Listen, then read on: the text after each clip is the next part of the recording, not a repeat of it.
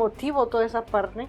Crecer en un pueblo, lejos de mi familia, con una mamá que pensé que era mi mamá y resulta que no era mi mamá. Recuerdo que estaba jugando con mis hermanos y de repente llegaron mis tíos, llegaron mis primos, llegó mucha gente. La necesidad, no nada más en los niños. Y dije, ok, aquí hay que hacer algo más. Pasa el tiempo, por alguna u otra razón, dejo de estar en esta organización, pues ya me dieron las gracias.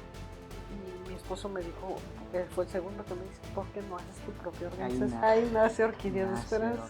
Ya entró a ser parte de la organización con ella, de apoyarla a ella en esos procesos, de poder facilitar esos talleres, los grupos, de organizar. ¿Sí? Sigue siendo la misma, que era lo que te decía, que tiene que ver con la desintegración pues, de la familia, los valores, esa carencia de sentido por la vida. Gracias a toda nuestra comunidad, gracias por acompañarnos a un episodio más de Transformado Podcast.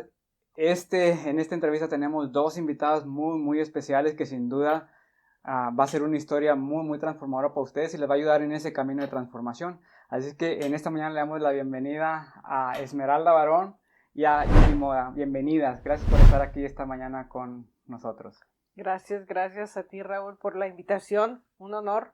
Me emocionó muchísimo desde la llamada, desde que me dijiste, somos nuevos, no importa. Sí, gracias. Me encanta. Sí, gracias por acompañarnos, sabemos que vienen desde muy lejos, el clima ahorita para los que no saben está lluviosito y todo, entonces pues muchas gracias, agradece mucho. Bueno, Esmeralda, cuando yo conocí tu historia, que la escuché por primera vez y fue así algo relámpago, pues nos impactó muchísimo y nosotros dijimos, bueno, Esmeralda, vamos a pedirle a Dios para que nos acompañe en nuestro podcast y hacer una entrevista porque prácticamente lo que hablaste esa vez de la organización que tú has fundado, pues es una organización muy inspiracional y entonces eso nos llamó mucho la atención porque estamos buscando historias que sean de inspiración para nuestra audiencia. Entonces, pues de una manera muy breve, cuéntanos a nuestra audiencia cuál es tu nombre y dónde creciste. Esmeralda Barrón, mi nombre es Esmeralda Barrón, soy originaria de San Luis Potosí, pero crecí en un pueblito pequeñito, se llama Salinas de Hidalgo, San Luis Potosí. Mis primeros 5 años fueron ahí, en ese pueblito, y fue una cosa curiosa porque yo viví con una persona que le llamé mamá Toñita, pero yo tenía mi familia, yo no conocía a mi familia hasta de repente los cumpleaños, en el único cumpleaños que acabo de rescatar, la única fotografía de mi cumpleaños de niña, y fue muy bonito, ha sido emotivo toda esa parte, crecer en un pueblo, lejos de mi familia, con una mamá que pensé que era mi mamá y resulta que no era mi mamá. Me llevan a San Luis Potosí y ahí hago mi vida.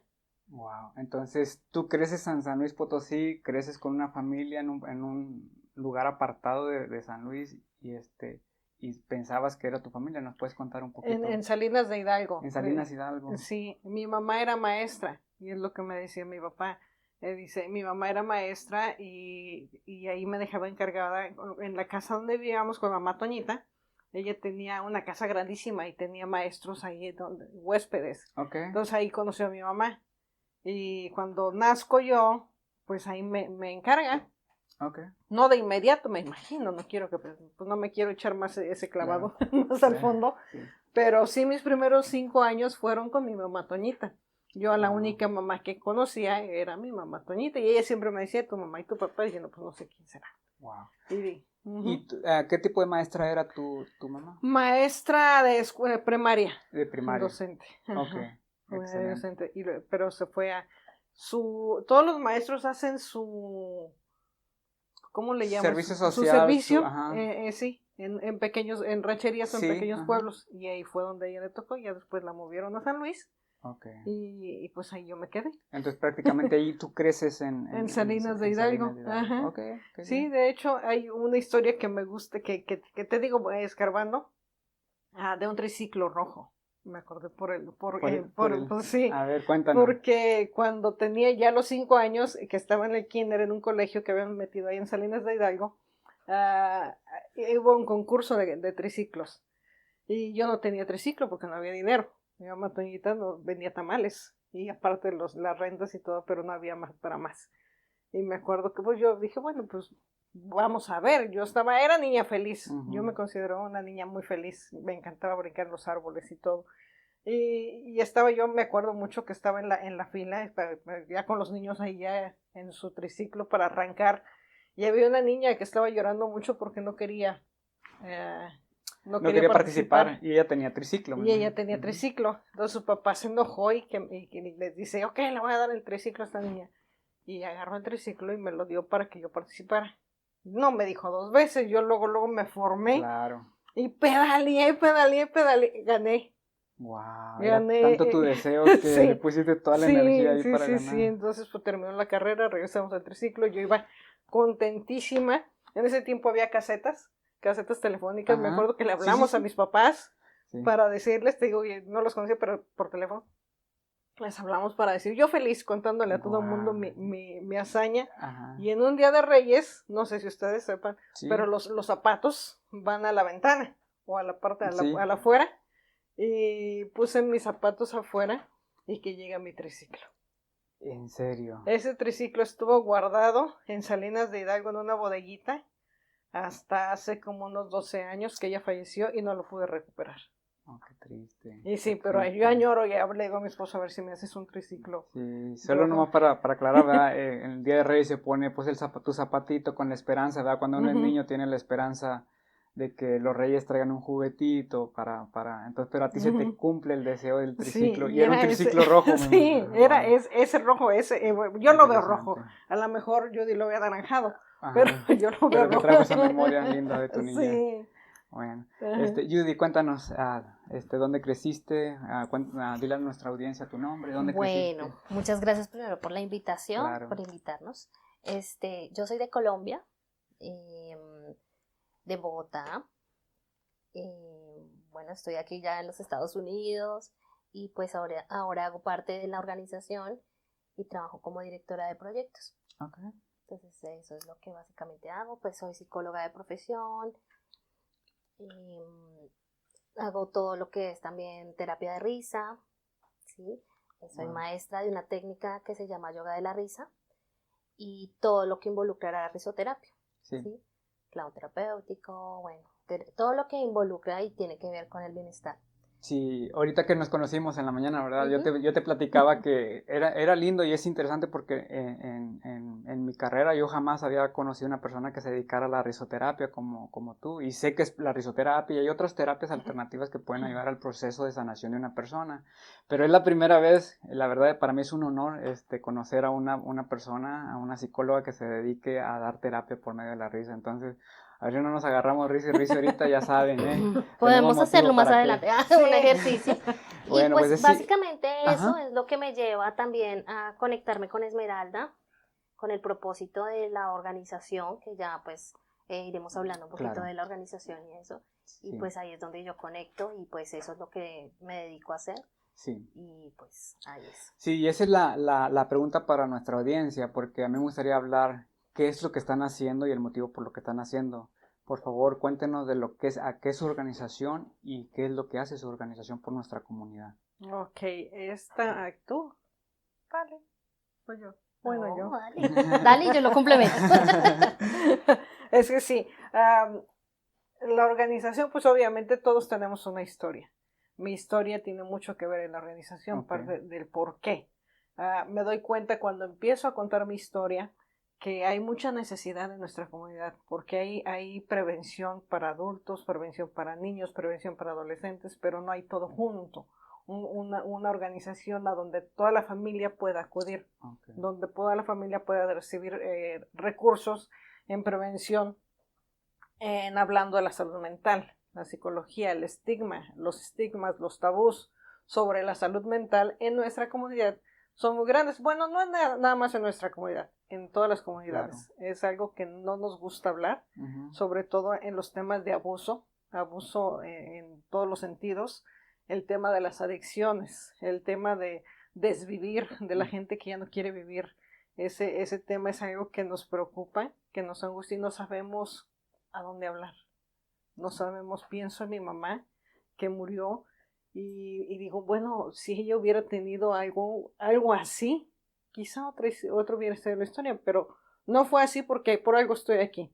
por algo me dio más fuerza para hacer todo lo que está haciendo la organización, ayudar a la comunidad con terapias de salud mental, dándoles el servicio, refiriéndolos con terapeutas profesionales certificados en el estado de Texas, que es muy importante, y que sepan que no están solos, que está bien no estar bien, que está bien estar triste, pero que está bien saber que hay alguien en quien confiar y recibir ayuda. Ok.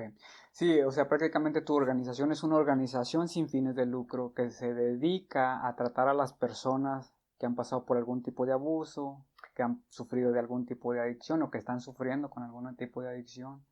Y pues personas que ya han perdido ese interés por vivir, ¿verdad? Y que toman la decisión de, pues, de desvivirse y de pasar a otro plano.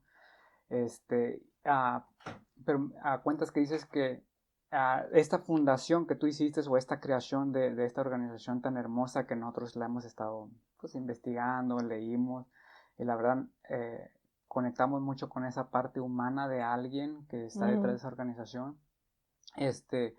Y nos dices que detrás de esa fundación, de esa organización, hay un porqué, el por qué se fundó. ¿Nos podías hablar un poco del porqué de la fundación de Orquídeas de Esperanza? Lo voy a decir en español, porque nuestra audiencia, para ahí se lo vamos a poner en inglés, pero es Orquídeas de Esperanza. Okay. Háblanos qué fue lo que te llevó a fundar Orquídeas de Esperanza. Bueno, a los 11 años mi mamá tomó la decisión de ya no vivir más.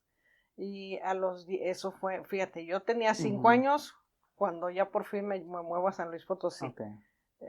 Son 6 años viviendo con mi mamá, con mi familia, sufriendo bullying porque uno de mis hermanos me decía adoptada. Porque tú vivías con alguien más. Porque vivía en otro lugar. Tú vivías con, recuérdame cómo. Mi mamá Toñita. Toñita, tú vivías con Toñita y luego, ¿cuántos años viviste con Toñita? 6. 5 años. 5 años. Y luego vas con tu mamá biológica. Con mis padres biológicos, mi familia biológica. Y pues obviamente llega la extraña y sí, sufrí mucho bullying. ¿Cuántos hermanos tenías? Somos 5, conmigo somos 6. Okay. De las mujeres soy la más chica y hay un hombre más chico que era pues el bebé, el consentido.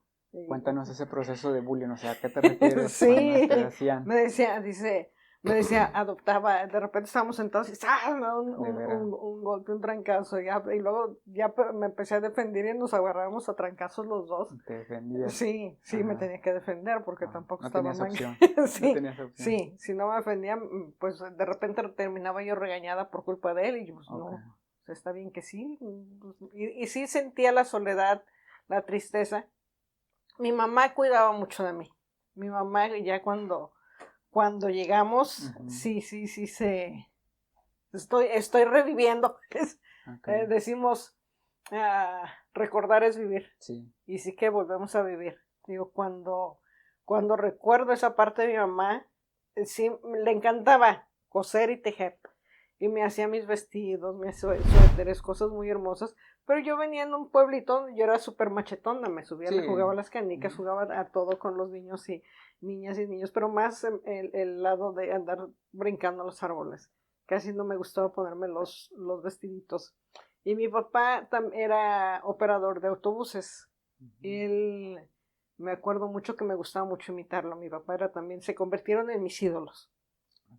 Se convirtieron en mis ídolos, mis padres. ¿Qué edad tenías aquí? ¿5 o 6 años? Ya, yo creo que ya estaba ya estaba entrando a los 6 años porque ya llegué directo para el primer grado de primaria. Entonces puedes decir que cuando tú regresas a tu familia, disfrutaste esa compañía, esa cercanía con tu madre. Sí, con mi mamá y con mi papá. Y con mis hermanos mayores. Y ya cuando mi mamá de repente, ella me preguntaba, yo recuerdo que ella me preguntaba, y todo esto, conforme va uno hablando, es importante hablar, porque va uno sanando. Y es importante hablar y sanar, pero también tener a alguien que nos acompañe en el proceso, un profesional de la salud mental, porque solos no podemos. Claro. Y solos no podemos porque ya vamos a llegar ahí. Cuando mi mamá decide no vivir más, ella me decía, hija, ¿te gustaría regresarte con tu mamá Toñita? Y pues yo estaba súper encañada con mi mamá. Y yo decía, no, yo aquí estoy bien. Y la abrazaba. Y de repente, sí, me preguntaba. Había antes de irse a dormir, una rutina. una rutina que hacíamos todas las noches. Gracias. Que hacíamos todas las noches y era el beso de las buenas noches. No sé si ustedes recuerdan a Juan Sin Miedo. En ese tiempo era un moped. Sí. Mira qué padre. Sí. Hay mucha gente que no lo recuerda. Pero Juan Sin Miedo, el mua y el muarre que te mua. Sí. Entonces, ese era el beso de mi mamá. Mua, mua y requete mua. Entonces, cuando recuerdo que estaba jugando con mis hermanos y de repente llegaron mis tíos, llegaron mis primos, llegó mucha gente y la vi que la sacaron envuelta en una sábana. Un 29, 28, 20 y tantos de abril.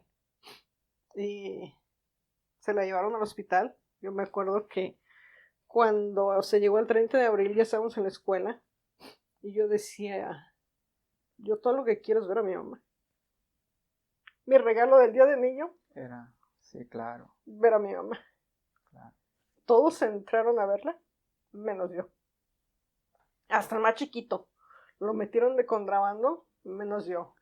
Entonces, ese 30 de abril, como a las 10 de la noche nos dicen, pues, a ver si mañana. Ok, ya nos llevaron a la casa, como a las, recuerdo, era 12:45. Entre 12:45 y 2:45. Terminaba en 2. Que nosotros nos dormimos en la cama de mi mamá y mi papá. Y ahí estaba un teléfono. Mi abuelita vivía con nosotros, mamá de mi mamá. Y yo me acuerdo que entró una tía a hacer una llamada. Y dijo, Maggie ya se fue. Acaba de morir. Agarré a mi hermano y lo abracé. Me cobijé completa. Y lloré bastante. Claro. De eso me quedé dormida.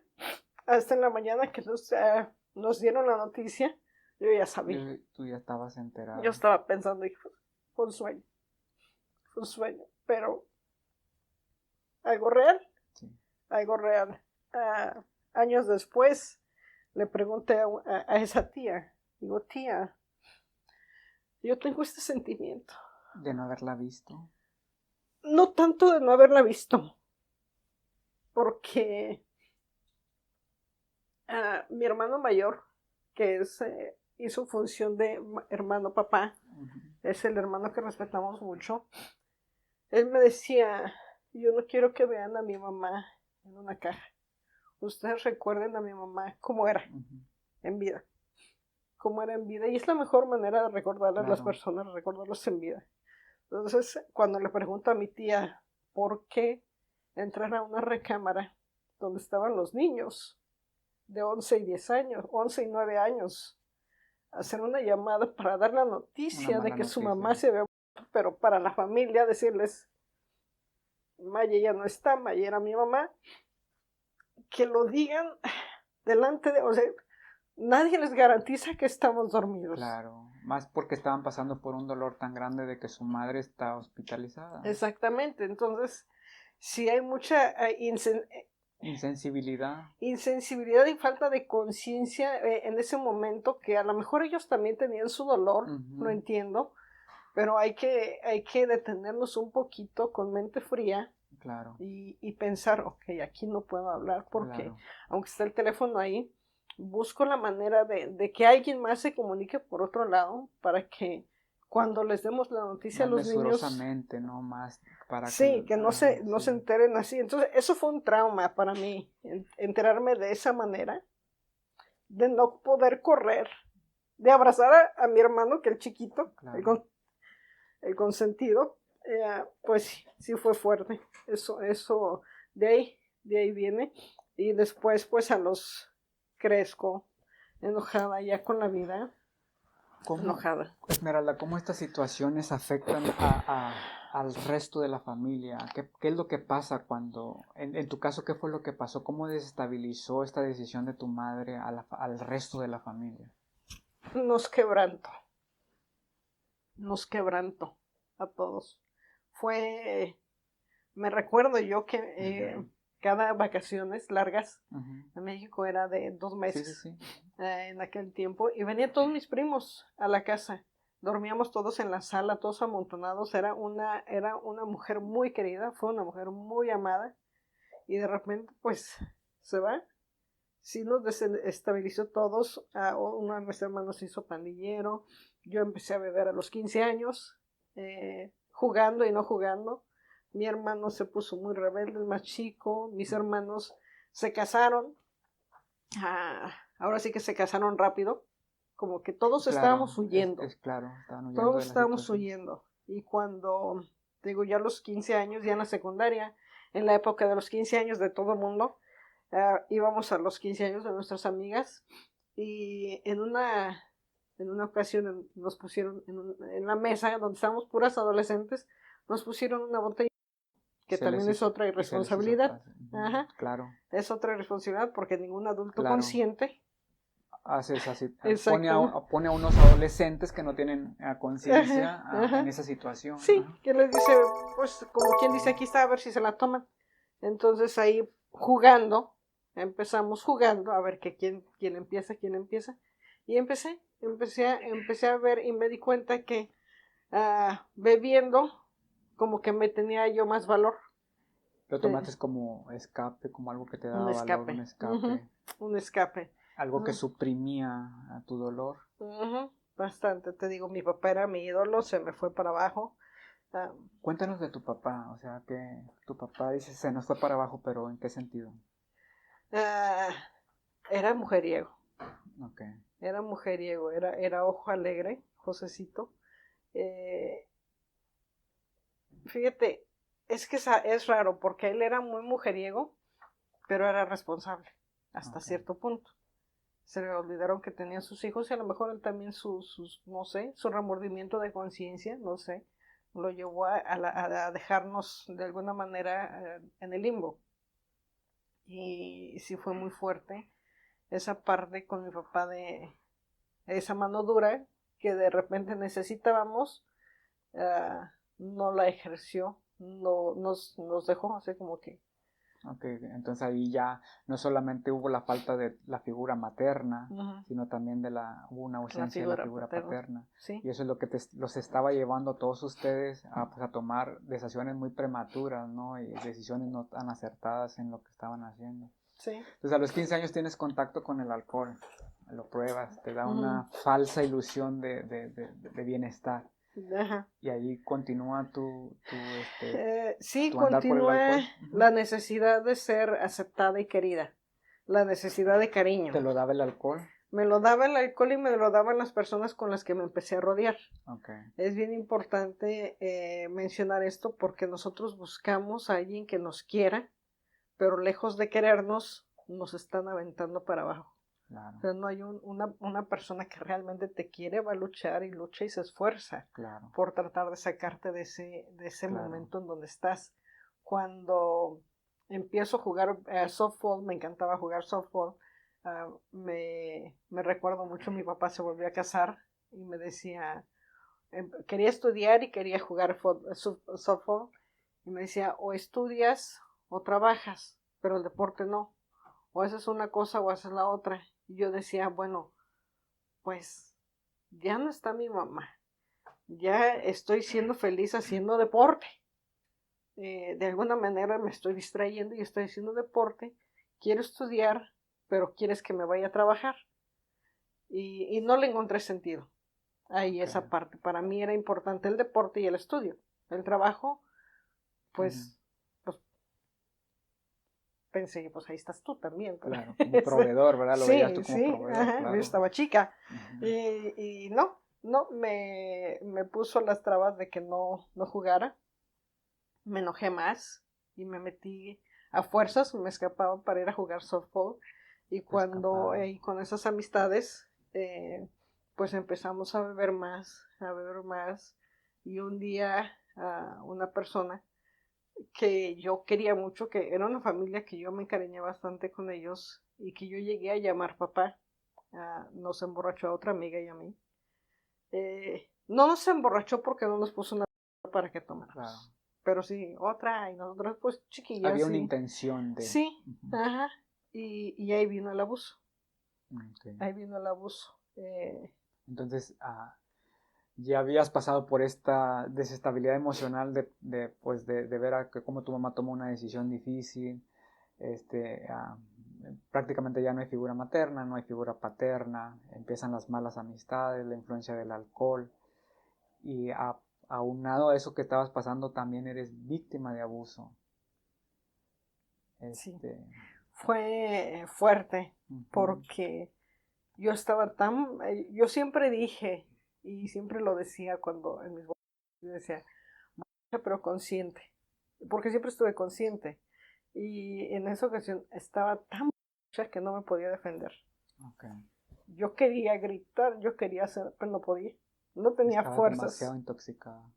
Demasiado, demasiado. Mi amiga también. Y al día siguiente nos despertamos y dijimos, ¿qué pasó? Este hombre ya no estaba. Mi amiga se paró y se fue. No la volví a ver. No la volví a ver. ¿Y no sabes nada de ella? No, perdí contacto con ella.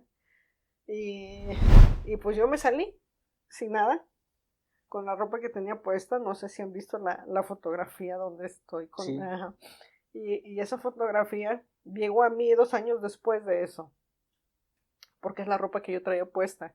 Recién había salido de jugar softball, traía mis pants, traía los tacos de béisbol, mi cachucha, traía la ropa de juego. Y así, esa foto, te digo, caminé y caminé, me subí a un camión. Esa historia estuvo fuerte porque no tenía dinero. Y me puse a cantar para que me dejaran tener algo de dinero para poder seguir y pagarlo, el transporte que tenía que pagar. Llegué recuerdo que era la calzada de Guadalupe, en San Luis Potosí, y caminé. Llegué a donde estaban otras amigas. Ellas jugaban fútbol. Uh-huh. Y ahí me dicen, vámonos, que ya vamos de salida, vamos a ir a la Ciudad de México a un torneo. Vente, vámonos. Y yo iba deshecha. E ibas escapando. Y ¿cómo llegué? Esa es la parte que yo no sé cómo llegué ahí. ¿Qué edad tenías cuando pasó esto? Ahí ya tenía 17. 17 años. ¿Qué pasaba por la mente cuando, por ejemplo, pues prácticamente emprendes la huida? ¿Qué emociones hay, Esmeralda, cuando vas en ese camión, que dices que no tienes dinero, que empiezas a entrar en un instinto de supervivencia, que sabes que tienes que cantar para tener un poco de dinero, te encuentras a las amigas, lo estabas tomando como un escape? ¿Qué estaba pasando por la mente? Me sentía sucia. ¿Te sentías culpable? Me sentía culpable. Ahí ese proceso fue muy largo. Por eso viene la organización. Claro. Porque fue un tiempo en el que yo me sentía muy sucia. Me sentía avergonzada. ¿Cómo era posible que estuviera pasando con alguien que yo quería tanto? Y yo me decía, yo lo provoqué. ¿Qué pasó? Y ese sentimiento estuvo por años. Lo cargué y eso fue lo que me llevó a lo que llamo un abismo en el alcoholismo, porque me fui. Ahí tu adicción por el alcohol se intensifica más. Venía tomando, pero no era adicción. Era entre juego y juego. Sí, era prácticamente algo normal para... Ajá. Bueno, ni tan normal para esa edad, pero no había una adicción atrás de eso. Ajá, hay un de vez en cuando. Entonces, cuando pasa el abuso, me fui así en picada.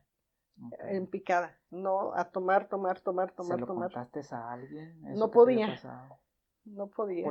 ¿Por qué crees que no podías? ¿Porque no te iban a creer? No tenía valor. No tenías valor. No tenía valor por el sentimiento de culpa.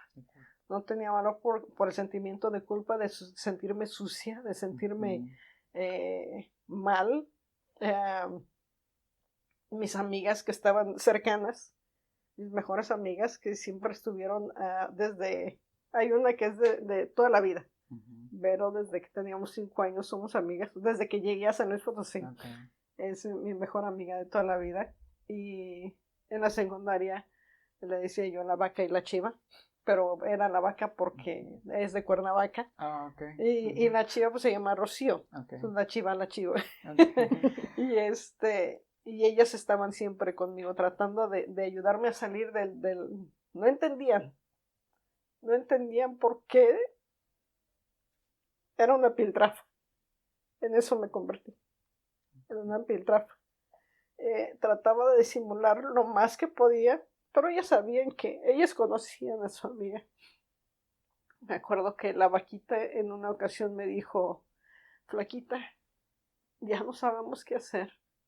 Ya no sabemos qué hacer contigo, te tratamos de sacar, vamos por ti, vamos para acá y tú no entiendes. Y si te quieren, ya. Fueron muy duras esas palabras. ¿Qué tan, para aterrizar esta idea, porque hablamos de una adicción de una manera general, pero cuando dices que ya eras adicta, o sea, ¿a qué llamabas adicción? ¿Qué tanto tomabas? ¿Cuál era la cantidad, la frecuencia? Todos los días. Todos los días. Todos los días. ¿Qué tipo de alcohol? Mira, yo tomé de todo, me eché con todo. Hoy en día puedo reconocer por el olor, un buen vino, un buen tequila, un buen mezcal, un buen champán. Ok. Todo, Solamente todo por el olor, por el olfato, porque tomé de todo. Okay. Con todo tuve cruda moral la peor cruda es la de champán, esa para los que toman no se los recomiendo. Okay. Es la peor. Es la peor. Okay. Y entonces esto te pasa a los 17 años, tú caes en el abismo de la adicción del alcoholismo. ¿Cuántos años dura? O sea, ¿cómo es ese proceso de adicción? Te digo, después de que la vaquita me dijo, fueron palabras muy fuertes que me llevó yo decía, a cantar la canción del gusanito, que ahora digo, nadie me quiere, todos me odian, mejor me como gusanito. Y me sentía la mal querida de pilón. O sea, aparte de que me sentía sucia, me sentía la mal querida, que nadie me entendía, nadie me comprendía. Y pues, recuerdo mucho que en una ocasión, en uno de mis cumpleaños, Vero me regaló un libro. Y ella no descansó hasta que me metía, hasta que leyera, hasta que le dijera yo de qué se trataba el libro. ¿Cuál libro era? Sí, no había internet para investigar y hacer trampa y decirle al ChatGPT, a ver, resúmeme este libro. Me tuve que leer ese libro porque ya con tal de que mi amiga me dejara en paz, me tuve que leer ese libro. Y me gustó. Encontré el amor a la lectura. Entonces me regaló otro libro y después me compré otro libro. Ya me lo compré yo. Y en este libro hay una frase de Richard Bach: ¿cómo saber si tu misión en la vida ha concluido? Dinos el nombre del libro, por favor. Ilusiones. Ilusiones. Del libro Ilusiones de Richard Bach. Okay. Y ahí es cómo saber si tu misión en la vida ha concluido. Si estás vivo, no ha concluido. Recuerdo que en esa ocasión estaba en la azotea de la casa, de 2 pisos. Mi amiga Vero estaba abajo gritándome desde que no me aventara. Y estaba yo en ese filo, en la orilla, porque me iba a aventar. Y de ver a mi amiga y hasta cierto punto creo que me estaba burlando. Yo estaba con las manos así y de repente llega la frase: ¿cómo saber si tu misión en la vida ha concluido? Si estás vivo, no ha concluido.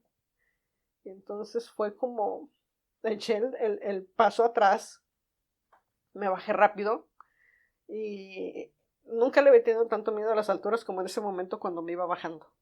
De verdad. O sea, fue un segundo de transformación muy increíble de estar ya con la decisión de concluir todo a tener miedo. Y me bajé temblando y abracé a Vero, ya no le dije nada, simplemente ahí quedó.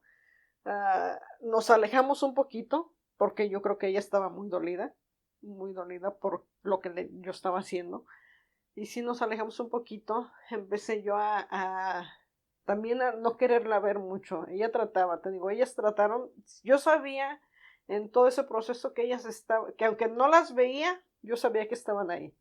Que era cuestión de buscar un teléfono, buscar a alguien y diles que aquí estoy, y ellas llegaban. Ahora podrías entender o podrías decir que la que no se dejaba ayudar eras tú, la que estaba negada a esa ayuda, que siempre No hubo sabía ayuda. cómo, Okay. no sabía cómo. ¿Qué edad tenías cuando tomaste esta decisión de pues, En, prácticamente terminar todo? en ese tiempo creo que ya tenía 19 años, 19 18, años. 19 años. Ok, estabas Ajá. bien jovencita, o sea, yo no puedo dimensionar, la verdad no puedo dimensionar que estamos hablando de los 5 años, cuando regresas con 5 o 6 años que regresas con tu madre biológica, y a los 19 años, o sea, es una montaña rusa de experiencias, de emociones, Fuerte. obviamente fuerte, Ujú. fuertísimas.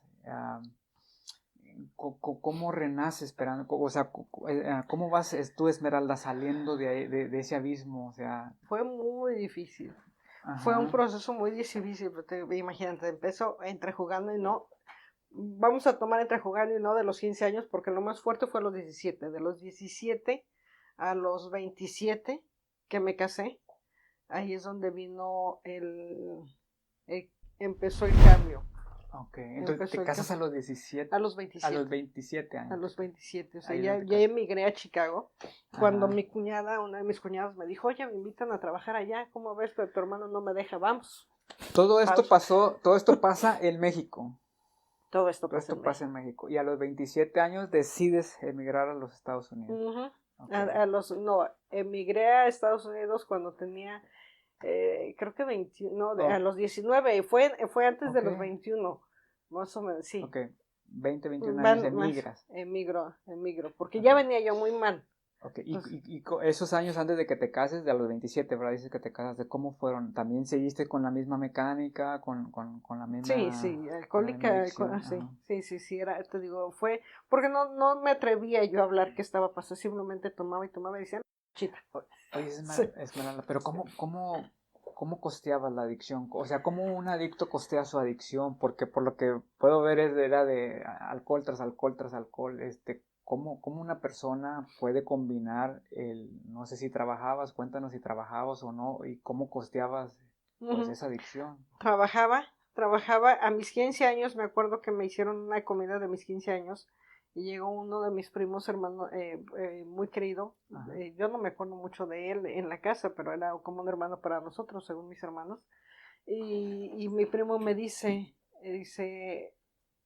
no, el único consejo que te voy a dar en la vida es, si vas a trabajar, sé la mejor trabajadora, si vas a ser barrendera, Sí, qué lindo. sé Pero lo es la mejor, mejor.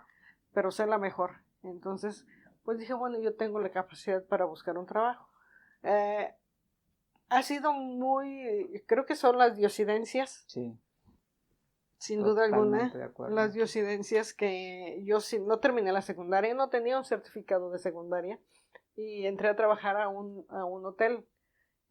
Y en este hotel me dieron chance de trabajar como secretaria, como cajera, Ok, y ahí me quedé como cajera. De repente nos mandaban al bar, y en el bar pues aprendí, me di más vuelo. Y prácticamente. ahí sí, sí, Ok, sí, sí, ahí se costeaba en el mismo hotel que sin darse cuenta me pagaban mis bebidas, y ok. y yo con mi sueldo Entonces también. fueron tus primeros trabajos, aquí Ujú. cuando tú llegas aquí. En el hotel. Del hotel ya me vine para Estados Unidos, o sea, te digo, fue entre los 19 y 21 años cuando me dijo mi cuñada, vámonos. Y yo ya decía, no tengo nada que perder, o sea, aquí no tengo nada que perder. Y nos fuimos, y de hecho hoy sí lo he dicho mucho, si yo me hubiera quedado en México ya estuviera, sí me tocó dormir en la Sí. calle, sí me tocó No, vivir más cosas, ujú. entonces sí fue fuerte en todos los sentidos. Ok, sí, llegas aquí a Estados Unidos, empiezas a trabajar, pues dices que no tenías nada que perder, llegas aquí, fue difícil, sí, yo ni siquiera lo puedo imaginar por todas las experiencias que pasaste. Te casas a los 27. ¿Cómo fue ese proceso? ¿Cómo encuentras? ¿Sigues casada con una persona? Sí. Sí, ok. ¿Cómo Ajá. encuentras al amor de tu vida? Se me ilumina la cara. Es mi superhéroe. Qué Es, lindo. es, es mi héroe. Él es, cuando nos conocimos, Trabajamos en un restaurante. Hay algo que mi papá me decía, vente, enséñate a que cocines. Y a mí me chocaba meterme en la cocina. Decía, no, yo no me voy, no. ¿Y qué vas a hacer el día que te cases? Y me voy a conseguir un cocinero. Y por diosidencias me tocó trabajar en restaurantes. Qué padre. Me tocó trabajar en restaurantes y conocí a mi esposo. Nos conocimos, él es 7 años menor que yo. Cuando nos hicimos novios, yo me invité, oye, ¿quieres ser mi novio? No, pues que sí, vamos a ser novios. Ya, pues total. Yo estaba mal, a mí todo me daba igual. Y me dijo, ¿sabes que ya me tengo que regresar? En tales fechas me tengo que regresar a México. Y dije, pues regrésate, tenemos apenas bien poquito de novios, no hay ningún problema, tenemos poquito, pues ya te puedes regresar, no pasa nada, no hay sentimientos. Y que se queda. Y a los 3 meses me propuso matrimonio, a los 6 meses nos casamos. Y gracias a Dios estamos a punto de cumplir 24 años de casados. Todo fue así, vámonos. Que Sí. dijo, no, perder el tiempo, voladita. Y se quedó. ¿Cómo se maneja eso? ¿Cómo pasas de esa inestabilidad tanto personal, en todos los aspectos que podemos rodear?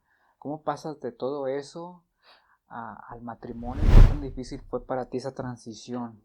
Fue fuerte, porque él me conoció alcohólica.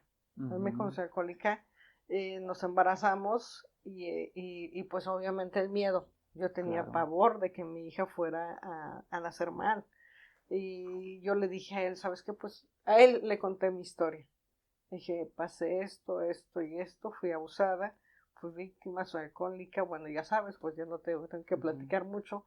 Y me aceptó, me ayudó y cuando en el segundo embarazo, fue difícil, en los primeros, pues en los 9 meses de embarazo, no tomar. Yo le decía al pediatra o al ginecólogo, ¿puedo tomar cerveza sin levadura? O sea, tú prácticamente estabas todavía en la adicción en tu embarazo. Sí. O sea, estabas en ese síndrome de En que, abstinencia. sí, peleando conmigo misma por no dañar a mi bebé. No tomaba, pero sentía yo de repente, pues que sí, que ella escuchaba a las personas alrededor. Una cervecita no te hace daño, la cerveza no hace daño. Es levadura, la leche, producción, etcétera, etcétera. Yo me acuerdo que le preguntaba al ginecólogo y me decía, no, esos son pretextos. Si quieres levadura, ve y compra en la tienda del turista un levadura y sí. cómetela y se te Sí, entonces sí fue difícil. Ya hasta después de que nació mi segunda hija, le dije a mi esposo, ¿sabes qué? Quiero dejar de tomar. ¿Por qué? ¿Fue hasta que nace? Hasta que nació la segunda hija. La segunda. Sí, o sea, en el embarazo no tomé. ¿Fue varón o...? Son 2 niñas. 2 niñas. Nace tu primera niña y luego inmediatamente... Después de que nace ya empecé a tomar, o sea... Recaes, por así decirlo. No tanto porque cuidaba también, no era mala madre, cuidaba a mis hijos. Estaba seguías sintiendo la necesidad de tener ese contacto con el alcohol prácticamente. Sí. Viene el segundo embarazo y ahí es donde dices... Sí, ya me alivio y es donde digo, no, esto no. Mi hermano mayor es alcohólico y él me acuerdo cuando se lo confesé, quería llevarme al grupo de AA y yo le decía, no le hallo sentido porque yo paso por todos los AA y parecen chimeneas. Están fume y tome café. Dijo, salen de un vicio para meterse a otro, no le hago sentido. No me da sentido eso. Entonces cuando le digo a mi esposo, quiero dejar de tomar, necesito que me ayudes, él agarró todo el alcohol que había en la casa y lo tiró a la basura. Lo tiró a la basura y es mi superhéroe porque aguantó que le borraran las tortillas. Aguantó que de repente me tenía que abrazar bien fuerte para que no lo golpeara.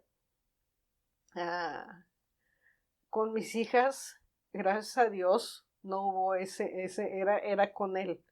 Tenía, él me dio la confianza, la libertad de ir con él antes de que nuestras hijas, hoy en día son unas niñas, pues qué te puedo decir yo de mis hijas, son un amor. Pero sí fue algo muy fuerte que nos tocó vivir a los dos. A él le tocó aguantar bastante. Él es un hombre demasiado pasivo, exageradamente pasivo. Y si no hubiera sido por él y su paciencia, no llegaríamos a donde estamos ahorita. Pero mira qué bonito es la vida, porque volviendo al punto que te trajo o al punto que te concientizó, ¿no? Que decías que si tu vida no había terminado es porque tu misión todavía estaba pendiente, pues qué lindo saber de cómo Dios te pone a las personas correctas para que tú empieces a sanar, ¿no? Entonces, o sea, te puso tu contraparte que tú necesitabas para ir encontrándote en ese proceso, o sea, qué lindo es eso. Sí, sí, Qué la lindo, verdad que sí, ha sido muy bonito, porque te digo, o sea, nos encerramos literalmente 2 años. Nuestras hijas sí sufrieron ese encierro, Ajá, porque en las fiestas, en las fiestas, claro, pues más entre nosotros, fiestas, sí hay de todo. sí. Y nos encerramos como 2 años, hasta que le dije, ¿sabes qué, gordo? No podemos hacer esto con las niñas. No vamos a quitar el alcohol del mundo. Claro, claro, o sea, Y, tendrías, o sea, y sí, entiendo esa parte que, de hecho, yo lo digo con nuestro equipo, ¿no? Nuestra comunidad es bien interesante de que todo es socializar, todo es comida, todo es, entonces, pues sí, la verdad que es un tanto difícil y pues ahí lo único que estabas haciendo era aislarte, no enfrentando el problema, ¿no? ujú. Entonces, ah, cuéntanos, a mí me gustaría que nos contaras, porque ya vimos toda esa parte, ¿verdad? Toda esta historia de por lo que estabas pasando, porque yo lo único que puedo ver es cómo Dios te estaba preparando para ese camino de transformación y poder prácticamente darte el poder para soportar todo eso, pues estabas pasando por un proceso de pulido. Yo puedo ver un diamante como cada vez iba puliéndose y cada vez iba puliéndose. Entonces cuéntanos, ahora sí, ya, ¿qué es lo que te lleva a fundar a Orquídeas de Esperanza? O sea, ¿cómo nace esa idea y cómo no solamente nace en tu mente, sino que dices, ok, Dios me la ha puesto en mi corazón, en mi mente, pero yo quiero prácticamente materializarla? ¿Cómo fue ese proceso? Nace porque conocí una organización allá en el este de Texas Ajá, que ayudan a los niños víctimas de abuso. Y ahí yo me fui, me presenté y les dije, bueno, me gustaría ayudarlos. En ese tiempo yo corría bastante. Dije, yo puedo organizar carreras y con eso recaudar fondos y darles a ok. la fundación. Me dijeron que sí, lo aprobaron. Entonces fue muy rápido, lo aprobaron y ellos me dieron la fecha de la carrera en 2 meses. Yo no supe, o sea, fue una cosa tremenda que yo de carrera solamente sabía registrarme y pagar por mi carrera, Claro, pero no entendía toda la preparación que se tenía, que todo un rollo que me tocó sí, aprender en 2 meses. Me acuerdo que una semana antes normalmente se entregan los paquetes o un día antes se entregan los paquetes para los corredores. No teníamos ni playeras.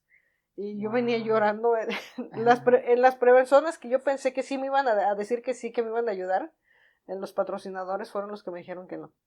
Entonces lloré bastante porque ¿cómo es posible que la gente no entienda? Y dije, bueno, en el primer no, me subí al carro, lloré muchísimo y le dije a Dios, pues ya estoy aquí, le sigo. O me detengo o le sigo. Y dije, Ah, no, le seguí, me fui a buscar más gente.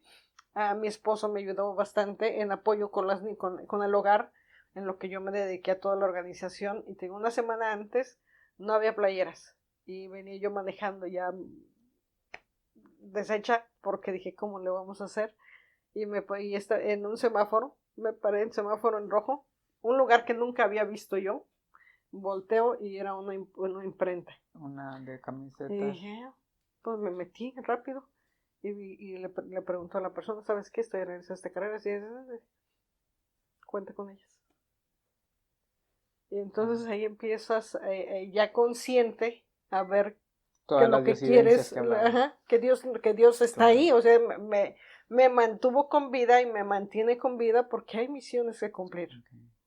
Hay misiones que cumplir. Entonces ahí nace la carrera conforme empiezo a hablar mi historia, que la conté, creo que fue en el 2019. No, fue más para acá. Que la empiezo a contar. Me acuerdo que sí, lloré bastante. Hay un video donde me agarré según yo me despido del alcohol, agarré el ginebra, me encantaba el Ujú. ginebra, y agarré el ginebra y me lo puse en la cabeza. Me cayó en los ojos, me cayó en la nariz, me cayó en la boca, apreté los labios para que no me cayera, pero cuando entró a la nariz, rápido me volteé y me soné porque dije, una gota que se vaya, Ujú, no. Yo respeto ujú. mucho el alcohol. Ok, Si le tengo un respeto a claro, alguien, es al claro. alcohol. Y a Dios, por supuesto. Ujú. Y te digo, ahí empezó mucha gente a decir, yo también, a mí me pasó. Y me doy cuenta que hay mucha necesidad, no nada más en los niños. Ujú. Y dije, ok, aquí hay que hacer algo más. Pasa el tiempo, por alguna u otra razón, dejo de estar en esta organización, pues ya, me dieron las gracias y pues sí me quedé triste.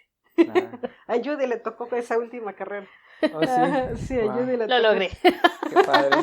Te echaste Fue muy bonita. Pero ¿cómo es la dinámica? ¿Cuánto tienen que correr o cómo 5 es? kilómetros. 5 kilómetros. 3 5K. millas. Okay.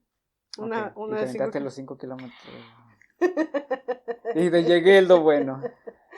Ayuditas. Okay. No, está Sí. bien. Tuve que Sí, cortar está camino, pero lo importante es que al final se llegó. bien. Perfecto. Cruzó está la bien. meta. Está bien. Sí, fue una Todo por la carrera. organización. Lindo. Esa carrera fue la más bonita, la que más sufrí, pero fue la mejor que entregué. A ver, ¿por qué? Cuéntanos. Porque te digo, sufrí bastante porque empezaron a haber muchas trabas, mucho. Se empiezan a cerrar las puertas y donde se empiezan a cerrar puertas es raro porque tienes aparentemente todo súper padre y fue en la carrera que a esa organización le entregamos más de $30,000 en las carreras que organicé. Wow, en todo lo que se recaudó por De las carreras. carreras. Ajá. Entonces te digo, en esa carrera sí ya había trabas y que esto no, dije, caray. Y a mí no me hacía sentido, quizás soy muy demasiado apasionada y demasiado, digo, bueno, ¿por qué la gente no entiende? ¿Por qué no les carbura en la cabeza ahí su cerebro? Y dije, esta va a ser la última, yo sé que esta va a ser la última, va a ser la mejor. Y fue la mejor en muchos sentidos, fue una carrera muy bonita, fue muy disfrutada, la gente la disfrutó bastante, la ruta la disfrutaron, tuvimos banda, fue la banda ahí tocando alrededor de los muchachos que iban corriendo. Termina la carrera, me hacen reconocimiento y nos fuimos a la casa a comer, se fue la gente y al día siguiente, 2 días después, mi esposo me avisa que mi suegro cayó en coma diabético. Okay. Mi esposo y mi hija estuvieron ayudándome en todo, pero mi esposo se quedó callado. No me quiso decir nada porque ya veía cómo estaba y no quiso darme más. Entonces, ahí el ver eso en mi esposo, dije yo, ¿qué estoy haciendo? Estoy ayudando, me gusta, pero también mi familia me necesita. Y mi familia siempre ha estado conmigo. Uh-huh. Y dije, bueno, ya estaba dicho que iba a ser la última. Hablo con mi esposo. Y dice, está bien. Después nos quedamos pensando en toda la gente. En toda la gente porque las llamadas siguen. Los mensajes siguen. ¿A dónde voy? ¿Qué hago? Y alguien me dijo, dice, oye, ¿por qué no haces tu propia organización? Y mi esposo me dijo, él fue el segundo que me dice, ¿por qué no haces tu propia organización? Ahí nace ya. Ahí nace Orquídeas. Personas que dan información. Ahí nace Orquídeas de Esperanza. Okay. Ajá. Y las orquídeas, ¿por qué orquídeas? Sí, de hecho te iba a preguntar, gracias. Sí, ¿por qué orquídeas? Ajá. ¿Por qué orquídeas? Las orquídeas es una flor que a mí me gusta mucho porque es una flor muy fácil de cuidar, pero muy fácil de matar. Muy delicada. Muy delicada. O sea, le das la vida o es la línea. Y esa es la línea de la vida que todos estamos. Qué lindo, fíjate, qué linda visión. Ajá. Entonces, es orquídeas. El corazón que está en el logo, pues es la vida. Sí. Y la paloma es de la esperanza. Lindo. Este logo, debo decirte que me ayudó a perfeccionarlo una chica que conocí, fue el día que conocí a Judy en la yoga de la risa, que fue para mí, yo desde que hice esa yoga de la risa, yo dije, todo el mundo tiene que hacer la yoga de la risa. Algo padrísimo. Y entonces a esta chica la conocí ahí y me contó su historia, que estaba a punto de suicidarse. Es una jovencita de 19 años. Y dije, wow, y ella es parte de ese logo que a perfeccionarlo, pues ya lo tenía yo en mente, pero muévele aquí, muévele allá, y si lo pones aquí más arriba, más acá, ella fue la que me ayudó a perfeccionarlo. Bueno, Judy, ¿qué tan? Hola, aquí estoy. Qué lindo, porque bueno, tú eres soy coordinadora. Eres coordinadora. Directora. Sí, platícanos cuál es tu trabajo en Orquídeas de Esperanza y cómo ayudas a esta organización. Bueno, mira, básicamente, como les comenté, bueno, yo soy psicóloga de profesión, pero en Colombia. Me dedico básicamente a crear, a ser facilitadora, a crear talleres, a llevar esa visión de lo que es la salud mental, pero no solamente dejarlo como cuando tú haces un taller, sino que realmente conecte con las personas y realmente impacte la vida de la gente, porque a veces se queda como en información y pues tenemos acceso a mucha información, Claro. ¿sí? Entras a internet, descargas un libro, descargas, ¿sí? Pero realmente es lo que conecta con las personas, es estar presente, es hacer parte, es tomar conciencia, eso es lo que realmente conecta con las personas. Cuando yo conozco a Esmeralda, me pareció increíble lo que ella hacía, generar recursos, buscar la forma, esa forma de ser como tan, ¿cómo se dice? Como emprendedora, como persistente, es la palabra, ¿sí? Y pues me identifico un poco desde ese lugar también con ella, de persistir para realmente generar un impacto en la sociedad. Okay. Entonces la conozco, me cuenta su proyecto, me enamoro también de su proyecto, porque pues estamos aquí para servir, ¿no? Hay una frase que dice, creo que es de Teresa de Calcuta. Y pues todo el tiempo desde que he estado estudiando y haciendo todo esto, pues me he dado cuenta de la importancia de tener un sentido para la vida. Y qué nos da sentido. Entonces ya entró a ser parte de la organización con ella, de apoyarla a ella en esos procesos, de poder facilitar esos talleres, los grupos, de organizar lo que tenga que hacer la organización para trabajar estos temas, pero que realmente impacten y tengan se movilice, ¿sí? Okay. Realmente. Entonces, básicamente lo que yo hago es eso, crear a partir de la necesidad que tienen las comunidades para poder llevar un mensaje y realmente pues que sea transformador. Okay. ¿Tú crees que esto, Judy, sea un problema social que es específicamente para un grupo de étnico o es de manera global? Nada más que no estamos informados. Yo pienso que es un tema global, abarca todo lo que tiene que ver la salud mental y siento que la sociedad o el mundo no le está dando la suficiente importancia a la salud mental. Y como sociedad estamos un poquito mal. ¿Crees que sean todos estos paradigmas y esos tabús que hay detrás de la salud mental lo que impide que la sociedad se abra a tener un conocimiento más exacto de la realidad que está pasando en nuestras sociedades? Yo pienso que sí tiene mucho que ver eso y como hemos desestructurado un poco los conceptos de la familia, que pienso que ahí es donde nace todo.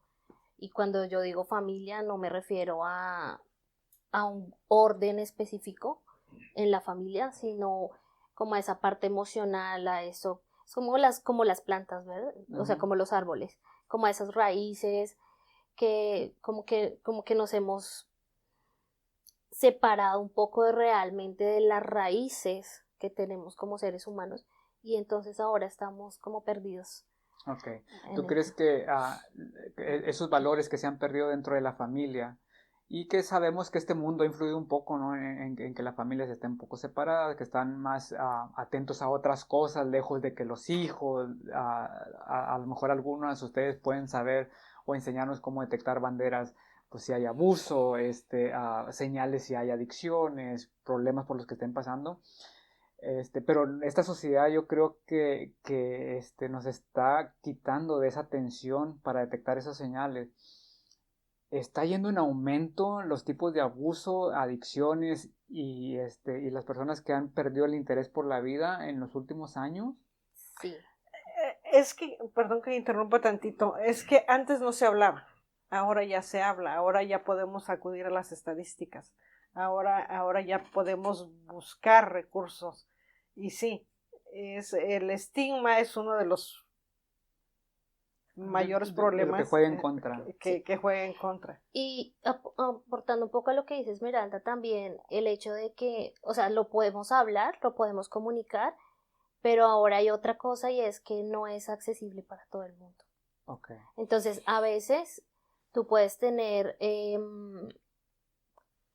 como todo reprimido, llamémoslo así, como que tienes tus emociones, quieres que pronto hablarlo con alguien, pero no es lo mismo contárselo a la amiga, no es lo mismo contárselo, no sé, a tu mamá, a tu papá, a un hermano, o sea, sí, sino que no hay como esa de poder acudir a un profesional. Sí, claro. ¿Creen que tanta información puede desinformar al mismo tiempo?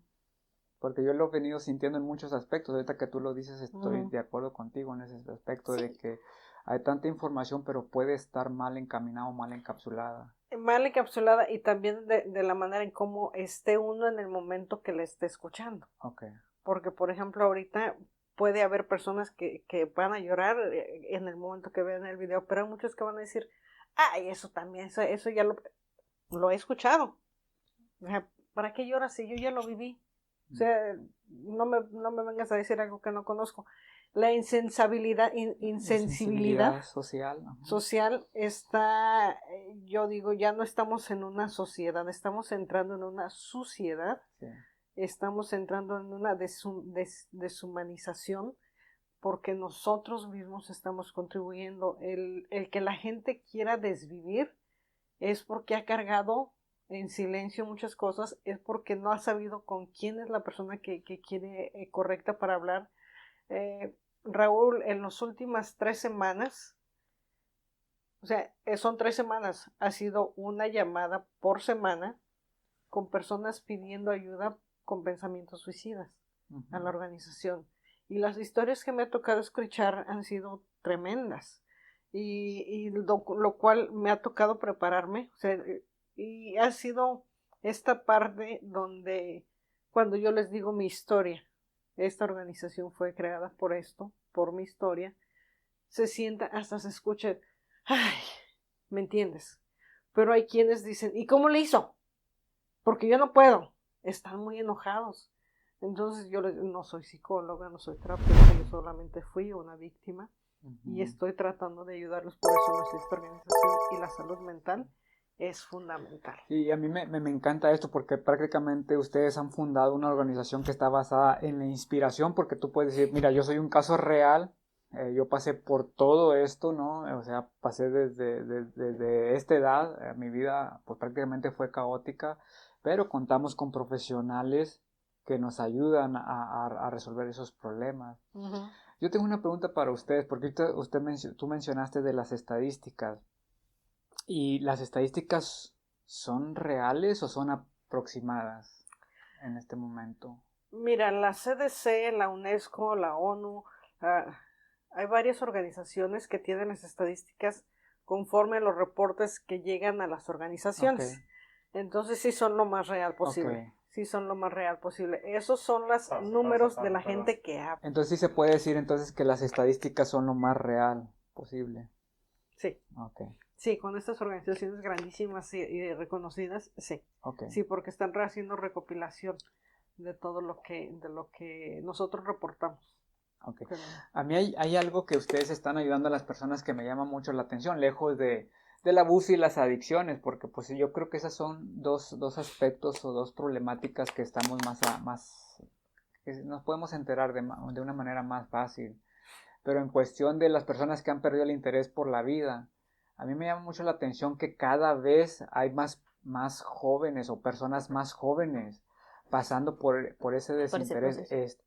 Ustedes han tenido casos de jovencitos prácticamente que están en el inicio de su vida y tengan esta problemática. Mira, tú hacías una pregunta ahorita que si creía que esto era a nivel mundial. Pues yo vengo de recorrer varios lugares y he trabajado en varios países y es prácticamente lo mismo, ¿sí? La base sigue siendo la misma, que era lo que te decía, que tiene que ver con la desintegración, pues, de la familia, los valores, esa carencia de sentido por la vida, y pues todos esos problemas llevan a que estas personitas, digo, más pequeñas, lo vean como una alternativa y una solución a su vida, ¿sí? No hay afrontamiento, no hay resiliencia, entonces lo ven como una alternativa para culminar con sus problemas, que cuando tú te das cuenta y cuando empiezas a conocer los casos, a profundizar en los casos, tú dices, o sea, realmente este problema que se hubiese podido solucionar, se hubiera podido prevenir, llevó a esta persona a generar que ya no esté acá con nosotros, ¿sí? Cuando hubiese podido, se hubiese podido hablar, se hubiese podido... Y esto va relacionado a otros temas, ¿no? O sea, el no querer vivir también tiene que ver con la depresión, la ansiedad, o sea, otros síntomas o otro tipo de enfermedades a nivel emocional y mental que se están dando, que no les estamos prestando atención, todo lo dejamos con un vocabulario muy, muy tradicional. Siempre digo cuando estoy en un taller o estoy en una dictando alguna clase, siempre digo eso, siempre digo cómo convertimos términos que realmente son delicados en cosas muy comunes, ¿sí? Como por ejemplo. Por ejemplo, el estrés. Hace unos años lo volvemos como una moda. Entonces la palabra de moda era el estrés. Tengo estrés. Estoy estresada. Estoy estresado. Y se hacía burla. Okay. Y entonces ya cuando alguien viene con una necesidad realmente de expresar su estrés, pues es como de que, sí, está estresado. Todos nos estresamos. Lo minimizamos. Lo minimizamos, exactamente. Okay. Y si te das cuenta con el tiempo, ya no es el estrés, ahora es la depresión. Uh-huh. Entonces ahora alguien dice, ay, no es que tengo la depre, estoy deprimido.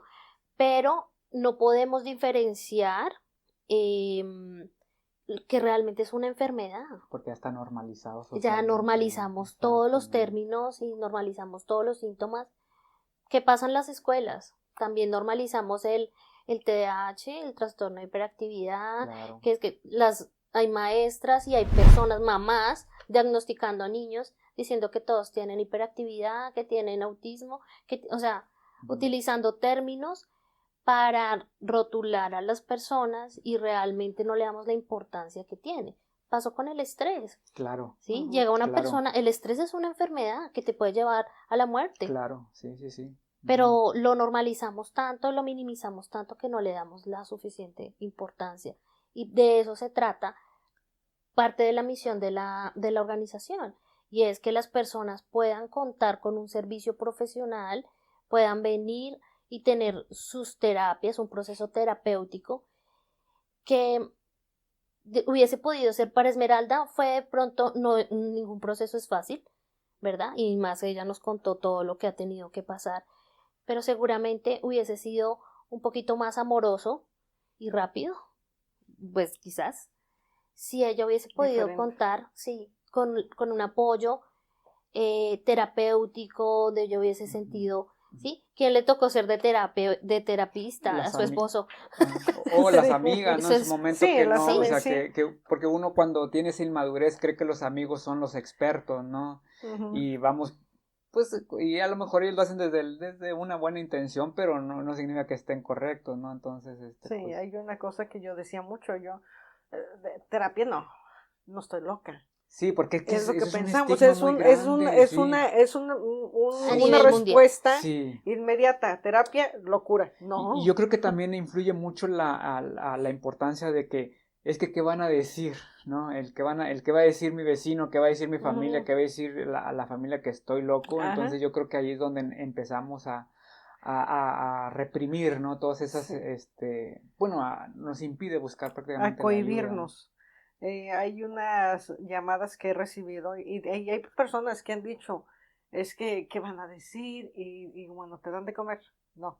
Bueno, ¿y te pagan la renta? No. ¿Y qué esto y que lo? No. Entonces, lo que importa es lo que tú digas, lo que tu terapeuta te ayude a salir adelante, y porque eso es el trabajo, no es importante no ir a terapia y mantenerlos en la línea, es ir a terapia y sacarlos, ayudarles a salir a vivir y disfrutar el mundo que está hermoso, que cuando estamos ahí adentro no vemos más nada que todo gris y todo nadie nos quiere y somos mal queridos, somos los sucios, somos la lacra de la sociedad, pero nadie sabe toda la historia que todos cargamos las personas que están en los puentes, los indigentes, son tantas historias de gente que somos seres humanos. Uh-huh. Y eso se nos está olvidando, que somos seres humanos, que tenemos corazón, que tenemos sentimientos y que tanto nos dicen que podemos decir, ya me cansé, no quiero vivir más.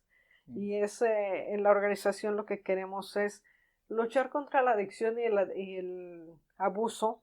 Es una lucha muy grande que difícilmente vamos a acabar, siendo honestos, porque la economía depende también de eso tan ciertos, fuerte. Sí, de Ajá. ciertos. Y entonces, pero sí podemos bajar. Al hablar, podemos disminuir, al decirle a las personas, ojo con estas señales, ten cuidado con si observas los cambios de los niños son muy notorios, pero estamos tan metidos en lo que nuestro trabajo Sí. Uh-huh. que nos olvidamos de que se fue directo a la recámara y ni siquiera me dijo hola. Claro. Y pasa la semana y se fue directo y ni siquiera me dijo hola y no nos damos cuenta. Uh-huh. Hasta después de que ya hay una señal más fuerte, dice, a ver qué pasó, ven para acá. Y ya está sufriendo demasiado, y te lo digo porque yo lo viví con mi hijo de 14 años, que ya estaba yo en una organización hablando de prevención de abuso, hablando de bullying, y mi hijo estaba siendo víctima de bullying por 2 años. Entonces imagínate qué impacto tan grande fue todavía eso para mí, para nuestro hogar, porque como una persona que está hablando de esto, teniendo el problema en casa y no se había dado cuenta. Claro. Entonces, volviendo a la misma línea, es que normalizamos, minimizamos todo. Bueno, a mí me encantaría, ¿no?, que nuestra audiencia nos explicaran cuáles son esas banderas, cuáles son esas señales, por ejemplo, esas señales de, a mí como padre sobre todo, más que audiencias, me interesa, ¿no? Y sé que a toda nuestra audiencia que son padres también van a estar súper interesados en cómo se detectan esas señales, cuáles son las señales del abuso, cuáles son las señales de las adicciones, cuáles son las señales de que nuestro hijo está teniendo un pensamiento de ya no tener interés por la vida. Ayúdenos, por favor. Bueno, yo siento que hay varios aspectos, Ajá. ¿sí? Que cada caso es diferente, ¿sí? Uh-huh. No podemos también generalizar y decir como esta persona, es como cuando tienes una enfermedad. Puedes tener cáncer, pero no todas las personas sobreviven, desarrollan los ¿verdad? Síntomas, desarrollan los mismos síntomas, aunque sea el mismo tipo de cáncer. Unos se nos van antes y otros sobreviven, ¿verdad? Tiene que ver con eso. Entonces, pues lo principal señal es como, yo siempre digo, como es importante autoevaluarnos, por lo menos en la familia, ver, iba a decir algo importante ahorita que estábamos tocando el tema, y es que también tenemos en las familias, estamos rotos, desintegrados, dañados, ¿sí? Entonces, nuestros padres están igual. Los hijos, que de pronto son un poco más grandes, que ya tienen, pues, hijos, también. Entonces, como que es una cadena donde estamos rotos, no tenemos procesos, tenemos nuestras propias heridas que sanar para poder identificar que el otro también está, que le estamos pasando eso, o que ha heredado eso, o que de alguna manera podamos identificar. Si yo estoy mal como mamá, ¿cierto? ¿Cómo puedo pretender que mi hijo, pues, como brindarle la ayuda? ¿Sí? Claro, tú podría pensarse o interpretarse como que hay patrones generacionales repetitivos que los normalizamos, entonces no están sanados, por ejemplo, en mí, y entonces es muy difícil identificar en mi hijo porque pues prácticamente yo estoy roto. Lo identificas y lo repites. ¿Sí? Lo que no trabajas se repite. Entonces es cuando tú ves, por ejemplo, casos de maltrato, ¿sí? Abuso en la familia. Entonces tú dices, escuchas al niño y dices, es que no puedo hablar con mi papá porque no, él es muy regañón, no se deja hablar. Pero luego él está, un ejemplo muy sencillo, a veces decimos, es que no leen los niños. ¿Y tú lees? Sí, exacto, sí, no somos congruentes con lo que exacto, entonces digo, ¿no? como, ok, no, es que la profesora dice que tú no lees, que tú no practicas, pero vamos a mirarnos y nosotros ni siquiera tenemos esos hábitos. Claro. Entonces, por eso digo que es muy importante revisarnos, evaluarnos desde el punto de, primero nosotros cómo estamos, ¿sí? Cómo estoy yo. Los niños ven todo, ellos sienten todo, hay el aprendizaje que ellos tienen, lo toman de los padres porque son los primeros que ellos ven, la primera relación, el vínculo. Y hay familias que solamente esperan que en el colegio los eduquen y que realmente allá aprendan todo, y cuando lleguen a la casa ya sean seres excelentes. Y fíjate que a mí me pasó, tremendo error. nosotros tuvimos una experiencia, mi esposa y yo, que notamos eso, de que una vez hablamos con una de las maestras de nuestros hijos y me acuerdo que le dijimos, pues muchas gracias por ser la maestra de nuestra hija en ese momento. Y luego que le dijimos, nosotros estamos en total apertura porque sabemos que es una responsabilidad compartida la Conjunta, educación. Ujú. Y luego que nos voltea, ¿verdad? Y nos dice, nadie lo había visto de ese punto, porque ya estamos tomando las escuelas como guarderías, ¿no? Que la escuela es la 100% responsable de la educación cuando los valores deben de salir de la casa de la y la casa, congruencia exactamente. debe salir de la casa, ¿no? Entonces, totalmente de Y que acuerdo. ese también es un problema para nosotros como facilitadores en los procesos terapéuticos, porque a veces tú puedes hacer el proceso con los niños, con los chicos, y resulta que muy bonito y todo, y los chicos van en su proceso y en el avance, y también uno como terapeuta cuando hace procesos terapéuticos, pero llegas a la casa y se rompe todo, Claro, porque no está la familia claro, apoyándote en el claro. proceso, tú estableces unas normas, unos límites, pero llegas y se rompen y ya no hay, entonces no hay esa cooperación, no hay un trabajo conjunto. Entonces yo pienso que lo primero para cualquier tema que uno trabaje es primero autoevaluarse, ver qué de lo que cómo estoy haciendo yo las cosas también, ¿sí? Para pedirle al otro como de mejorar o hacer, ¿sí? ¿Cómo está mi proceso personal? ¿Cómo estoy yo por dentro? Mis emociones, mi forma de pensar, mis hábitos. Ujú. Luego ya entraría uno a revisar cuáles son esos hábitos que, bueno, en el caso, por ejemplo, de los chicos en cuanto al bullying, eh, ver cuáles son esos hábitos que yo tengo en casa, ¿sí? Si lo primero que digo es como que llegan los chicos y no los pongo a hacer nada en la casa, pasan mucho tiempo solos, Ujú. eh, yo no puedo decirle a alguien, no estés triste, cuando todo el día nunca hablo con mi hijo, Ni simplemente lo siquiera veo lo cuando llego. conocemos, ¿no? Ujú, Exacto. exactamente. Entonces, ¿cómo le voy a decir como, ay, es que sí, sé que estás triste o estás alegre? Ni siquiera lo conozco, porque Exactamente, no Eso convivo con él, no sé en qué anda, no conozco sus amigos, no sé qué le gusta. claro. Entonces, hay que hacer es más. importante hacerse una autoevaluación de ver si cómo estoy en esos aspectos, ¿sí? Sí, Mis hábitos, qué hábitos tengo yo en la casa, lo que te decía, si solamente estoy esperando a dejar a mi hijo en el colegio y que allá lo eduquen claro. y que llegue a la casa y solamente coma, haga tareas o se cueste a Ya. dormir y ya. Ujú. Y fíjate que me has conectado con algo bien, bien importante para mí, ahorita que estás hablando, que dice que primero es la autoevaluación. A mí me viene este principio en la mente de que es que yo no puedo ayudar a alguien más si no me ayudo a mí mismo primero, ¿no? Entonces Ujú. como que entra ese principio de decir, bueno, y es que yo primero me corrijo, yo primero me ayudo, yo primero me autoevalúo para poder detectar el problema que hay en los demás. O sea, es súper interesante que Sí. todo cambio empieza con uno mismo primero. Sí, y entonces a veces también dices, ay, no, es que yo no ayudo a eso porque es que yo no tengo dinero, es que yo Yo no no tengo grandes sé. habilidades para poder Sí. hacer tal cosa. No, o sea, cada Sí, cambio pequeñito, Ujú. significa mucho. es más, mira, parte de la autoevaluación es, piensa tú como que tienen, las personas que tienen hijos, con qué actitud yo me levanto. Ujú, Si la claro. primera actitud que yo me levanto es como, uy, qué pereza, tengo que Ujú, llevarlos al colegio, empiezo a regañar, empiezo ujú, a gritar, me estreso porque tengo ujú, que hacer el desayuno, tengo que empacar el lunch, tengo que hacer una cosa, estoy todo el tiempo de rapidez, todo es rápido, o sea, ujú. eso es empezar por detalles así pequeñitos. ¿Qué pasa el día que yo le enseño a mi hijo que levantarse no tiene que ser algo forzado? Claro, Que me El de levanto con disfrutar. la mejor actitud, sí.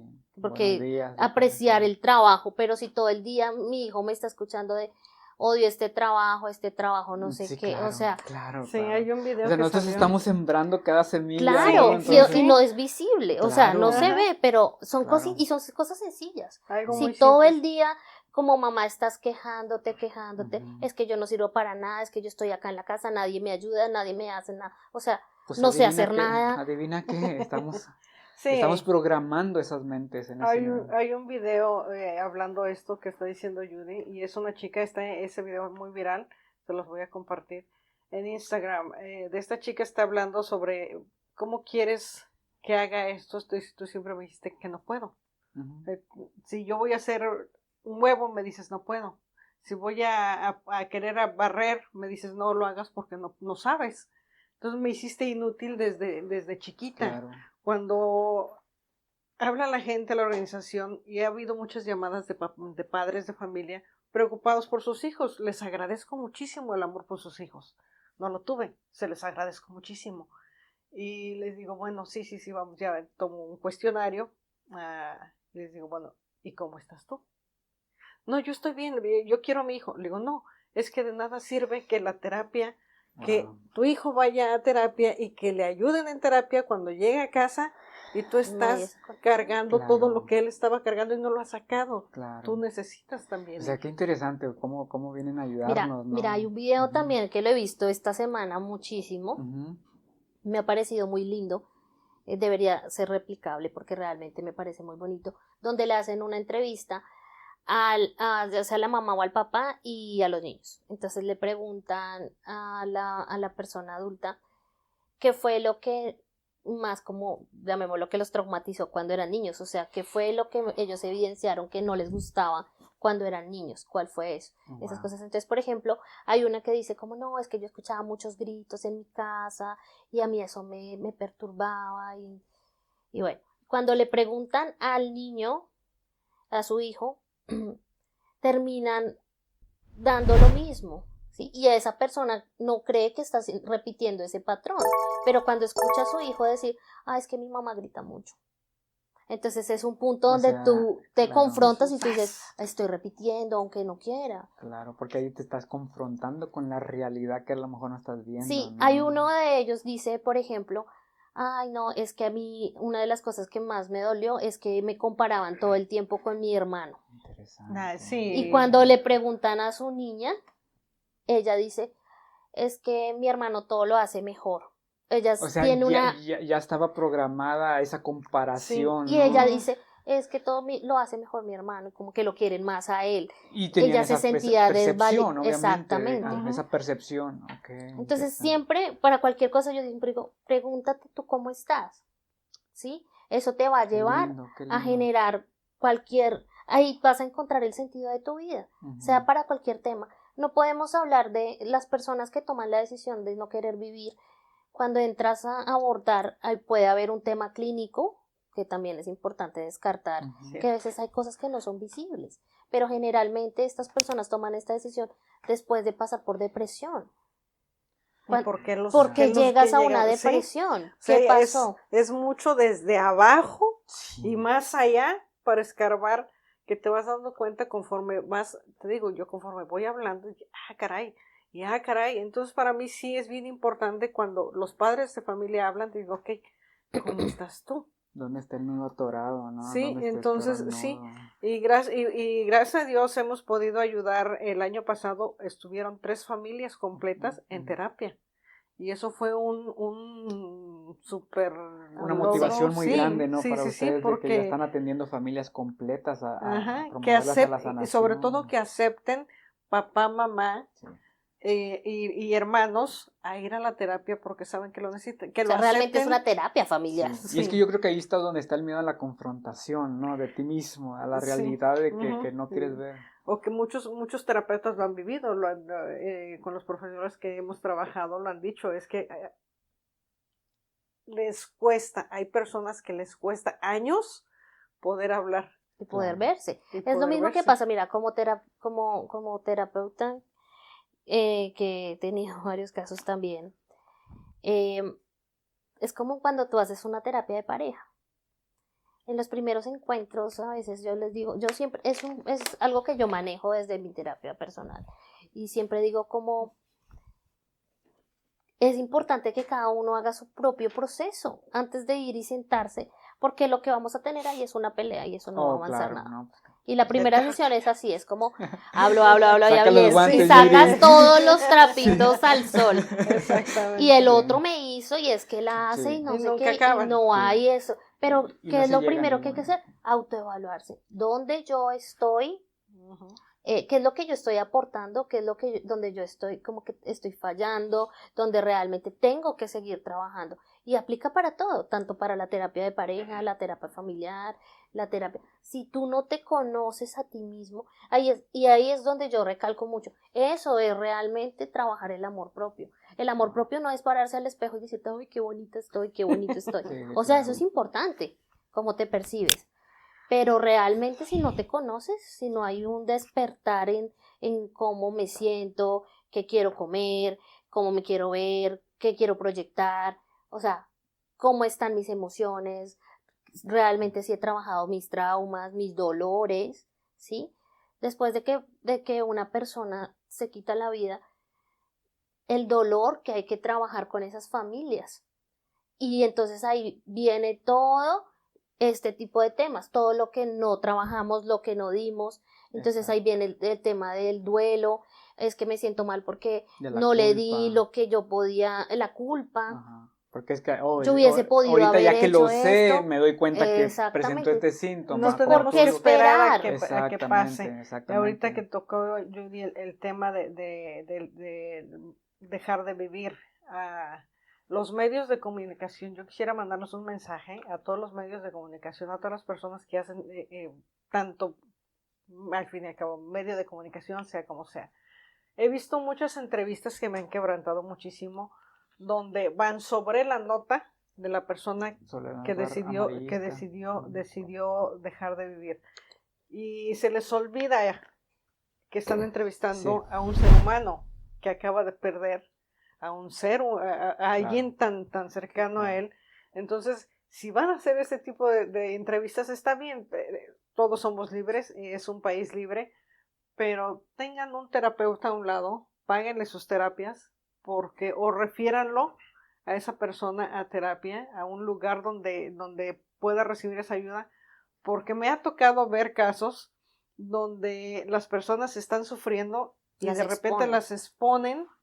Y digo, bueno, y si le ayudaron, le preguntaron cómo está, cómo se siente. No, nada más vinieron, me preguntaron y sí, lloré. Y es una nota que gana muchísimos espectadores. Exactamente, pero se les olvida el ser humano. Claro. Entonces, eso ahí es donde yo a veces digo, ¡ay! Sí, porque como ustedes acaban de mencionar, en la mente de estas personas que están pasando por ese duelo, pues hay duelo, hay pérdida, hay culpa, ni hay siquiera los cuestionamiento, dejan todavía procesar. Y es que mira, también es una forma en la que, bueno, no todos tenemos, pero para eso es para informar.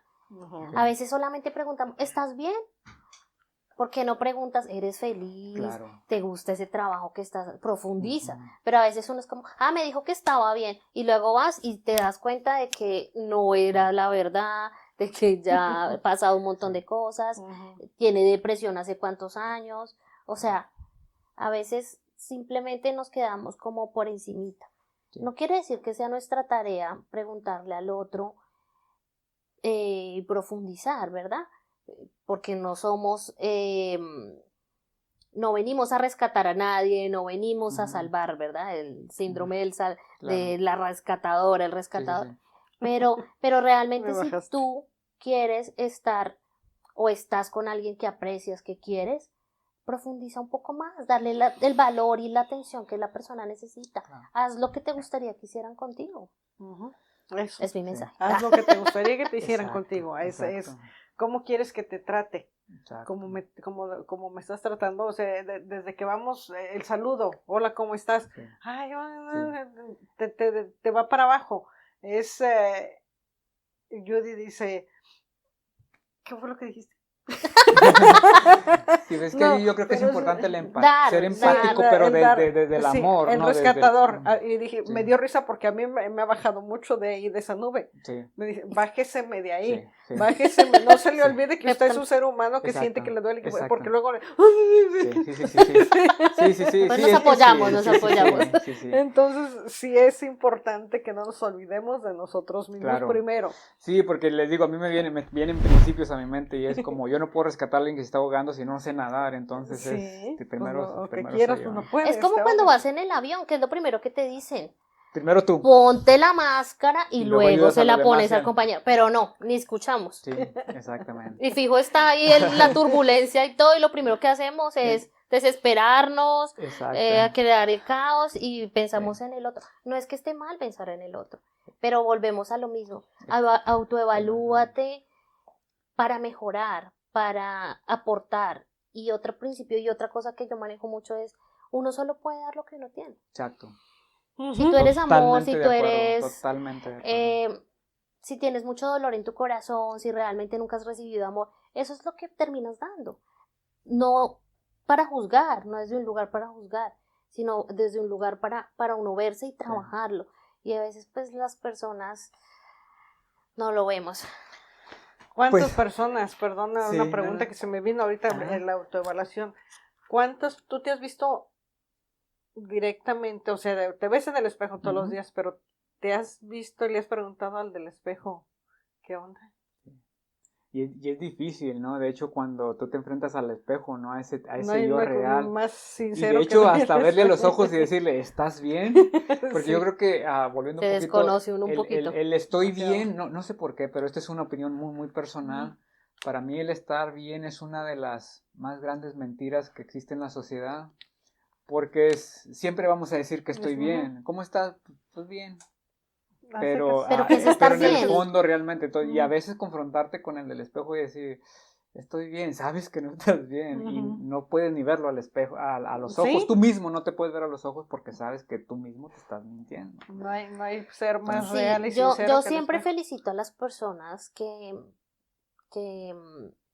bueno, que hacen este trabajo que tú estás haciendo de visibilizar, y también a las personas que realmente llegan a terapia. Siempre les digo, oye, te felicito porque estar aquí no es fácil.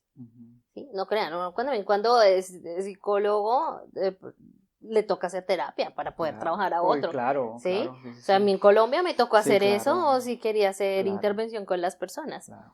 Pero es eso, es felicitar a las personas porque no es fácil tomar una decisión. Así como no es fácil tomar una decisión para quitarse la vida, no es fácil tampoco tomar una decisión de seguir viviendo, porque eso es seguir viviendo. ¿Sí?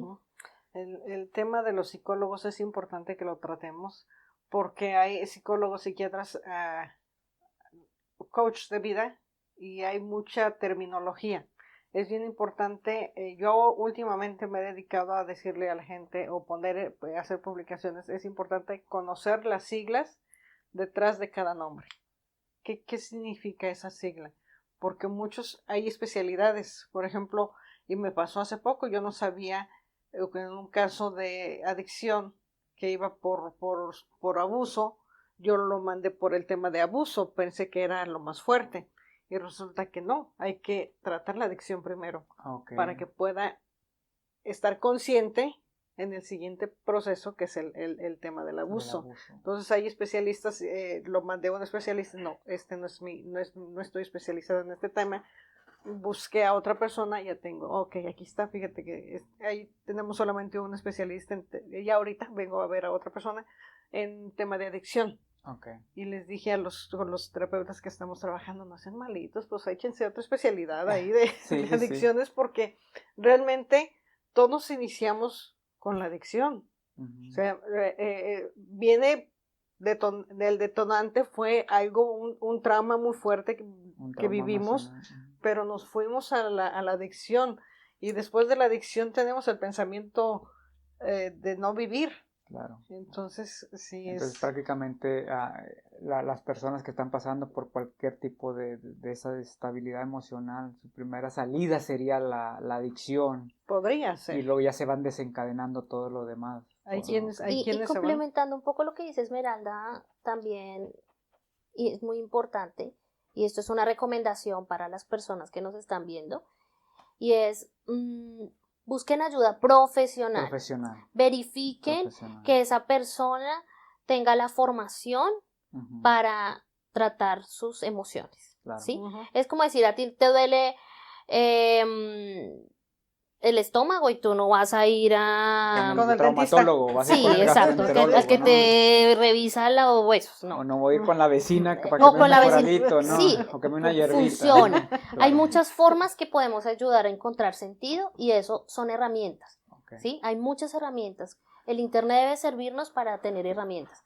pero no quiere decir que cualquier persona que se para frente a una cámara Exacto. a dar consejos de ayuda Tiene la capacidad. psicológica y demás, o que te dé consejos, quiera decir que realmente esté preparado para eso. Entonces, sí es una recomendación, busquen a alguien que sea profesional Gracias. en el área.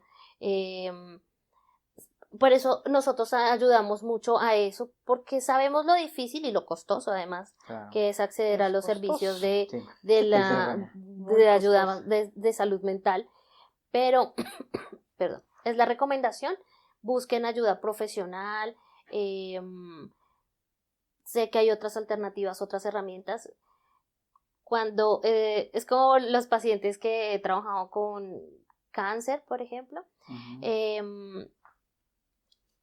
a veces tú puedes trabajar con ellos, pero no quiere decir que por eso les vas a decir no hagan la quimioterapia. Claro. ¿Sí? Hay procesos que son complementarios y eso es importante que la gente lo sepa. Hay cosas que nos ayudan, pero siempre busquen ayuda profesional. El especialista, la persona que necesita. La persona correcta para el tipo de ayuda que se necesita. Exactamente, sí. Pues Esmeralda, Yuri, gracias. La verdad que tenemos mucho que hablar, muchísimo. Y pues yo quisiera dejar la puerta abierta, ¿verdad? Para cuando ustedes quieran venir, utilizar este medio de comunicación, tómenlo como suyo también. Las veces que ustedes necesiten, tienen las puertas de este podcast abierto. Me encantaría seguir porque sé que hay temas que nos gustaría profundizar, temas que nos gustaría tocar más, aclarar más, hay mucha confusión, necesitamos mucha educación en la comunidad y eso estoy totalmente de acuerdo, pero pues eso nos requiere varios episodios. No sé, entonces, minutos más. Sí, claro. Pero sí me gustaría que luego compartiéramos más temas específicos. Sí, nos hace falta el de las herramientas que ahí podemos hacer. Exactamente. Entonces, el de qué cosas puede hacer la gente. A mí me gustaría que en el futuro siguiéramos con esto de seguir educando. La verdad, también yo lo digo de una manera personal, pues obviamente es una persona interesada en estos temas, en cómo ayudar a nuestra comunidad, cómo ayudarme a mí mismo, cómo ayudar a la comunidad, a mi familia, y pues empezar por uno mismo para ver esos cambios en la sociedad que queremos ver, ¿no? Entonces el cambio empieza con nosotros y eso es lo que yo me llevo de manera personal de ustedes. Voy a cambiar. Sí, pero no desde la motivación, ¿no? Sino desde el cambio real. Y la verdad yo les admiro muchísimo. Su organización es una organización muy bonita. Gracias. Sigan trabajando. Sé que no es fácil, sé que tal vez es difícil. Ese es otro tema que hay que hablar, cómo funciona realmente una organización sin fines de lucro. Todo lo que está detrás de eso. Los porque esfuerzos que hay que hacer. como te lo dijo Jorge, al final de cuentas es una empresa la que tienes que saber estrategias de esto, estrategias de otro. Yo sé que ha sido muy difícil, entonces yo las quiero felicitar, las felicito. Gracias. Yo te lo decía cuando te conocí esta mañana, Esmeralda, tú tenías todas las excusas habidas socialmente para tirarte al piso, por así decirlo, tenías todo. Pero me encanta que eso que por lo que tú pasaste, ahora puedes entender a las personas por lo que están pasando. Y eso te llevó a abrir esta organización de Orquídeas de Esperanza para poderles ayudar. Pero que no solamente eres tú, sino que estás apoyada de un equipo profesional para que esa ayuda llegue de una manera correcta. Yo la verdad las felicito muchísimo. Vamos a estar promoviendo sus redes sociales aquí, vamos a estar posteando toda su información. Sabemos que una organización de sin fines de lucro tiene que vivir de las donaciones, así es que invitamos a los invitamos a que nos apoyen. Vamos a poner toda la información, la vamos a poner aquí en la pantalla para que lo lleve directamente a su website, a su página de internet. Ahí hay un botón que se refiere a las donaciones. Ellos están haciendo una labor muy, muy, muy bonita de ayudar a más personas que no tienen recursos. Les están dando ayuda profesional y pues para eso se necesita dinero. Así es que no nos cuesta nada ayudar a este tipo de organizaciones. Ponemos toda la información. Gracias por quedarse con nosotros. Les prometemos más episodios con este grupo de expertos porque hay mucho, mucho, mucho más que hablar. Así es que gracias por acompañarnos hasta el final. Recuerden, compartan, suscríbanse y apóyenos en nuestro canal. Gracias por estar en Transformados Podcast y nos vemos en el próximo episodio.